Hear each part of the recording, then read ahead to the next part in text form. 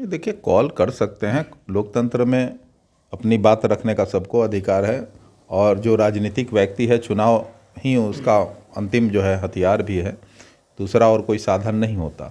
तो राजनीति में जो विश्वास करता है वो तो राजनीति के लिए चुनाव में जाना पसंद करेगा ही, और मैं समझता हूँ कि वो अवश्य प्रयास कर रहे होंगे। लेकिन कितनी सफलता मिलेगी, असफलता मिलेगी, ये भविष्य के गर्भ में है, देखना दिलचस्प होगा। आने वाले दिनों में मैं इतना ही कहना चाहूँगा कि जो अपने परिवार का नहीं हुआ वो जनता का क्या होगा। भाई, जनता जनार्दन लोकतंत्र में होती है और जनता की अपेक्षाओं आकांक्षाओं के अनुरूप आप नहीं होंगे तो आप खुद ही स्वतः किनारे हो जाएंगे। जी। प्रिंस पासवान जो कि भाई हैं चिराग पासवान के, क्या उनको साथ लाने की तैयारी चल रही है? जिस तरीके से बातें सामने आ रही है कि पशुपति पारस के साथ भी प्रिंस पासवान नहीं है, वो हालांकि अभी तक इन्होंने कुछ कंफर्म नहीं बताया कि एनडीए के साथ रहेंगे या फिर पशुपति पारस चाचा के साथ जाएंगे। बातचीत चल रही है प्रिंस पासवान से? नहीं, हमारे पार्टी में कोई बातचीत उनकी नहीं चल रही है। कहाँ हैं कहाँ नहीं है वो बेहतर बता सकते हैं, उनकी स्थिति वो। नमस्कार, स्वागत है आपका 4 PM में। मैं हूं आपके साथ विशाल। लोकसभा चुनाव का आगाज हो चुका है, नामांकन शुरू हो चुकी है। ऐसे में ना तो इंडिया गठबंधन ने अपने उम्मीदवारों का जिक्र किया है, फाइनल किया है, ना ही एनडीए गठबंधन ने।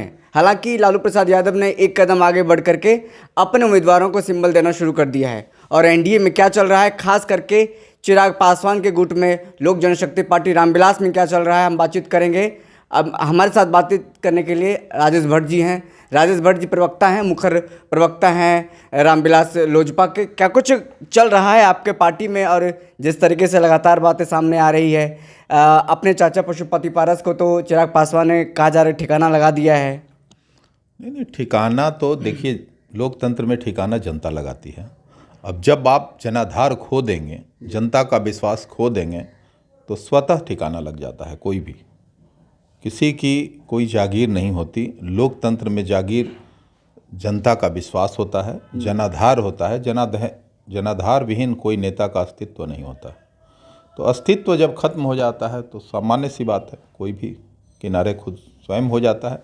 जो समझदार होते हैं वो स्वयं हो जाते हैं किनारे, और जो स्वयं नहीं होते हैं वो फिर संघर्ष करते हैं। चाचा भी इंडिया गठबंधन में अपना रास्ता तलाश कर रहे हैं कि लालू प्रसाद यादव से बातचीत हो जाए। कांग्रेस के प्रदेश अध्यक्ष ने भी कहा था कि पशुपति पारस ने 2-3 बार उनको कॉल किया था। ये देखिए, कॉल कर सकते हैं। लोकतंत्र में अपनी बात रखने का सबको अधिकार है और जो राजनीतिक व्यक्ति है, चुनाव ही उसका अंतिम जो है हथियार भी है, दूसरा और कोई साधन नहीं होता। तो राजनीति में जो विश्वास करता है वो तो राजनीति के लिए चुनाव में जाना पसंद करेगा ही, और मैं समझता हूँ कि वो अवश्य प्रयास कर रहे होंगे। लेकिन कितनी सफलता मिलेगी, असफलता मिलेगी, ये भविष्य के गर्भ में है, देखना दिलचस्प होगा। आने वाले दिनों में मैं इतना ही कहना चाहूँगा कि जो अपने परिवार का नहीं हुआ वो जनता का क्या होगा। भाई, जनता जनार्दन लोकतंत्र में होती है और जनता की अपेक्षाओं आकांक्षाओं के अनुरूप आप नहीं होंगे तो आप खुद ही स्वतः किनारे हो जाएंगे। जी। प्रिंस पासवान जो कि भाई हैं चिराग पासवान के, क्या उनको साथ लाने की तैयारी चल रही है? जिस तरीके से बातें सामने आ रही है कि पशुपति पारस के साथ भी प्रिंस पासवान नहीं है, वो हालांकि अभी तक इन्होंने कुछ कंफर्म नहीं बताया कि एनडीए के साथ रहेंगे या फिर पशुपति पारस चाचा के साथ जाएंगे। बातचीत चल रही है प्रिंस पासवान से? नहीं, हमारे पार्टी में कोई बातचीत उनकी नहीं चल रही है। कहाँ हैं कहाँ नहीं है वो बेहतर बता सकते हैं, उनकी स्थिति वो स्वयं स्पष्ट करेंगे। इस पर हम कोई टिप्पणी करना उचित नहीं समझेंगे। लोक जनशक्ति पार्टी शुरुआती की बात करें तो जिस सांसद ने दगा देकर के चिराग पासवान को उस पाले में गए, क्या उनको टिकट देगी चिराग पासवान की पार्टी लोक जनशक्ति रामविलास? देखिए, बिहार संसदीय बोर्ड और केंद्रीय संसदीय बोर्ड की बैठक में पार्टी के सभी नेताओं ने सर्वसम्मति से पार्टी के राष्ट्रीय अध्यक्ष आदरणीय श्री चिराग पासवान जी को अधिकृत कर दिया गया है, और अब वो स्वयं निर्णय लेने के अधिकारी हो गए हैं। और मैं समझता हूं कि वो पार्टी हित में ही कोई भी निर्णय लेंगे। उम्मीदवारों के चयन में देरी हो रहा है पूरा इंडिया गठबंधन में ही कहा जा रहा है कि नीतीश कुमार ने अपने 16 सीटों को लेकर के दे दिया है, लेकिन मामला भाजपा की तरफ से फंस रहा है, चिराग पासवान की तरफ से फंस रहा है। तो कब तक ये क्लियर हो जाएगा? उम्मीदवार का नाम का ऐलान कब तक हो जाएगा? नहीं, एनडीए में अब तो कोई फंस ही नहीं रहा। अब तो देखिए सभी सीटों की घोषणा हो चुकी है, आप देख रहे होंगे। बिहार के 40 के 40 सीट जो भी गठबंधन में लड़ने वाले लोग हैं, गठबंधन भी स्पष्ट हो गया है, सीटों की सूची सीटों की सूची भी घोषित हो गई है।